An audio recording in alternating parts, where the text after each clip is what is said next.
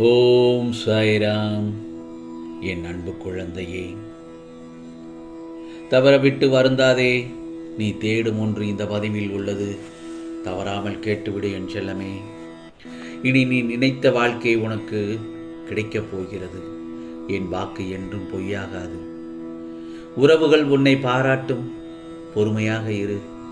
ஏனென்றால் உனக்கான பல அதிசயத்தை நிச்சயமாக நிகழ்த்தப் போகிறேன். மனதை மகிழ்விக்கக்கூடிய செய்தியே. ஆம், உன் பக்தி கண்டு அகமகிழ்ந்தேன் நான். வெகு நாட்களாக நீ கேட்டது நடக்காமலேயே இருந்தது. அது இப்பொழுது நடக்கப் போகிறது என் செல்லமே. நீ பரிபூர்ண அருளோடு மகிழ்ச்சி அடையப் போகிறாய். நீ வாழ்க்கையில் உயரப் போகிறாய். நல்லதே நடக்கும். உன் மனம் என்பது நான் வசிக்கும் தர்பார். என் அனுமதி இல்லாமல் ஒரு தூசி கூட நுழைய முடியாது.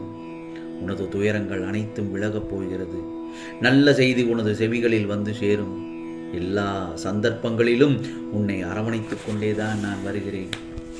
என் மீது நம்பிக்கையாக இருக்கும்போது உனக்கானதை நான் செய்யாமல் இருப்பேனா? நீ இழந்த அனைத்தையும் மீண்டும் பெறப்போகிறாய்.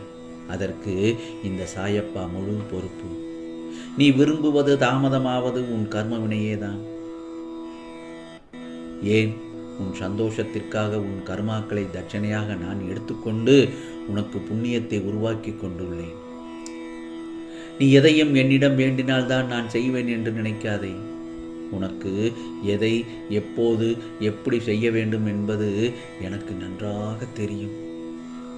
இதோ உன்னில் இருக்கும் முடிவை நீ யோசித்து செய். அதற்கு துணையாக நான் உதவி புரிவேன். மாறாக வேறு யாரிடமும் கெஞ்சி நிற்க வேண்டாம். உன்னால் முடிந்ததை செய். நடக்கும், நன்றாக நடக்கும். நம்பிக்கையோடு கம்பீரமாக உன் குறிக்கோளை நோக்கிச் செல். அதை அடைய உன் சாயப்பா நான் உனக்கு துணையாக இருப்பேன். பல ஆண்டுகள் நீ உன்னுள் புழுங்கிக் கொண்டிருக்கும் விஷயத்திற்கு இதோ நல்லதொரு முடிவு கிடைக்கப் போகிறது. சுப நிகழ்ச்சிக்கான பேச்சுக்கள் துவங்கப் போகிறது. தடைப்பட்ட காரியத்திற்கு நல்ல விடைகள் கிடைக்கப் போகிறது. உன்னை கஷ்டப்படுத்தியவர்கள் நிச்சயமாக உன்னை தேடி ஓடி வருவார்கள். எதிர்பாராத நல்ல உறவுகள் கிடைக்கும்.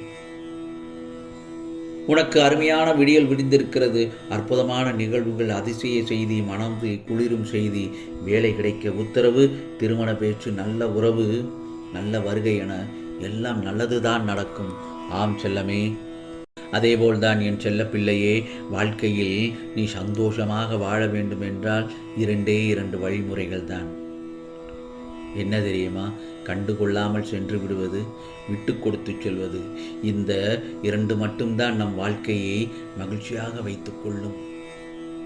உன் கவலைகளுக்கான மூல காரணம் யாரிடமும் நீ அதிக உரிமையுடன் பழகுவதுதான்.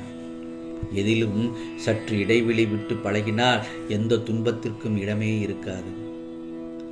இப்போது அது அடுத்தவர்கள் உன்னை துன்பப்படுத்தி சந்தோஷமாக வேடிக்கை பார்க்கிறார்கள். போனது போகட்டும். அவர்கள் வேடிக்கை பார்த்ததெல்லாம் பார்த்ததாக இருக்கட்டும். ஏனென்றால் இதுதான் உலகம் என்பதை தெரிந்து கொள். இனி மிக மிக கவனமாக நடந்து கொள்வாய். அவர்கள் உன்னை கஷ்டப்படுத்துகிறார்கள் என்றால் நீயும் அவர்களை கஷ்டப்படுத்தாதே. பிறகு அவர்களுக்கும் நமக்கும் வித்தியாசம் இல்லாமல் போய்விடும். அதற்காக உன் சுயமரியாதையை இழந்து இரு என்று மட்டும் நான் சொல்ல மாட்டேன். உன்னிடம் எந்த தவறும் இல்லை என்று எனக்கு நன்றாக தெரியும். அதற்காகத்தான் சொல்கிறேன், துஷ்டனை கண்டால் தூர விலகு என்று. பொறுமை காத்திரு. எந்த நட்பையும் உறவையும் இந்த சாயப்பாவின் அனுமதியின்றி ஏற்றுக்கொள்ளாதே. நான் சொல்வதை கேட்பாய்தானே? உன் மனது கஷ்டப்படும் போது ஓம் சாயி, ஓம் சாயி என்று என் நாமத்தை உச்சரித்துக்கொள். நீ என்னை நோக்கிய பாதையில் பயணம் செய். என்னை நாடி வந்தவர்களுக்கு நான் சொல்வதை கேட்டால் அனைத்திற்கும் உதவியாக இருப்பேன். வீணான கவலையெல்லாம் விட்டுவிடு. பொறுமை காத்திரு. நம்பிக்கையோடு இரு. என்ன நடந்தாலும் உன் லட்சிய பாதையிலிருந்து தடம் புரளக்கூடாது. இதுதான் நான் உன்னிடம் சொல்வது. இந்த வார்த்தைகளை எப்போதும் உன் நினைவில் வைத்துக்கொள் என்றுதான் நான் உன்னிடம் சொல்கிறேன். இந்த உலகத்தில் வாழும் வாழ்க்கை நிரந்தரம் என்று வாழ்பவன் அறிவில்லாதவன். அப்படி நினைத்து கழிக்கின்ற ஒவ்வொரு நாளும் உன் வாழ்க்கையில் வீணாக கழிந்த நாள் என்று நினைக்க வேண்டாம். எந்த ஒரு சூழ்நிலையிலும் எந்தவித பிரச்சனையாக இருந்தாலும் அதை தாங்கும் மன வலிமையும் தைரியமும் உன்னுள் இருக்கின்றது. ஏனென்றால் என் செல்ல பிள்ளைக்கு தைரியத்தை நான் ஊட்டி ஊட்டி வளர்த்திருக்கிறேன். உன் வாழ்க்கையில் நடக்கும் எந்த ஒரு செயலும் உன் நன்மைக்காக மட்டுமே நடக்கின்றது என்று நம்பிக்கையுடன் செயல்பட வேண்டும். சகிப்புத்தன்மைதான் ஒரு மனிதனிடம் இருக்கும் மன தைரியமாகும்.